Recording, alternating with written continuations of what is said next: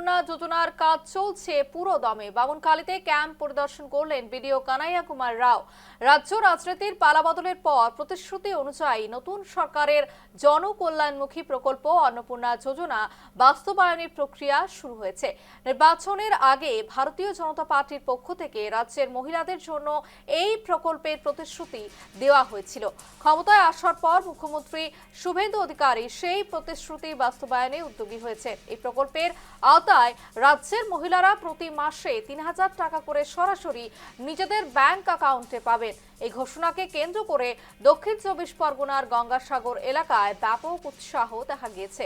সাগর ব্লকে মোট ৪২টি ক্যাম্প করা হয়েছে এবং আজ বামুনখালীর এই ক্যাম্প পরিদর্শন করলেন সাগরের বিডিও কানাইয়া কুমার রাও।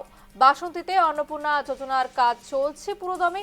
নতুন সরকারের প্রতিশ্রুতি অনুযায়ী প্রকল্প বাস্তবায়নের প্রক্রিয়া শুরু। ক্যাম্প পরিদর্শন করলেন বিডিও কানাইয়া কুমার রাও।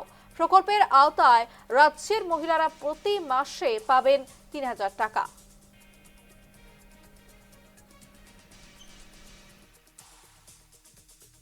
এই মুহূর্তে পুরো সাগর ব্লকে ৪২টি এরকম ক্যাম্প হচ্ছে, প্রত্যেকটি মৌজা বাইজ ধরে ধরে আমরা করছি। আর এই সপ্তাহটা আমাদের এটা কন্টিনিউ থাকবে। যারা যারা এলিজিবল উপভোক্তারা রয়েছেন আমাদের অন্নপূর্ণা যোজনা, তাদেরকে সবাইকে এই সময়ের মধ্যে যে দেখুন এই কাজটা এমনি চলবে ৩ মাস পর্যন্ত, বিভিন্ন গ্রাম পঞ্চায়েত বা ব্লকগুলোতে জমা হবে। কিন্তু যারা এটা ফার্স্ট কাম ফার্স্ট সার্ভিস বেসিসে আছে, এই স্পেশাল ক্যাম্পগুলো আমরা এই সপ্তাহটা চালাবো। তো সেই জন্য যারা ফর্ম জমা দেওয়ার জন্য ইচ্ছুক আছেন তারা এই ক্যাম্পগুলোতে এসে আমাদেরকে দেখুন, এটা ফ্যামিলি সার্ভে হচ্ছে। যে সরকারের কাছে এমনি ডেটা তো আছে, এমন নয়। আমরা তো বিভিন্ন কিছুদিন পরেই সেন্সাস হবে, তো মানে লোকগুলোকে তো যেটা জেনুইন আছে সেটা তো দিতে কোনো সমস্যা নেই। ডকুমেন্টসগুলোও তো কোনো না কোনো সরকারের দপ্তর থেকেই হয়েছে। তো আর ফর্মসটা ওগুলো তো দেখতে বড় আছে, কিন্তু ফিল আপ করতে মানে খুবই ইজি আছে।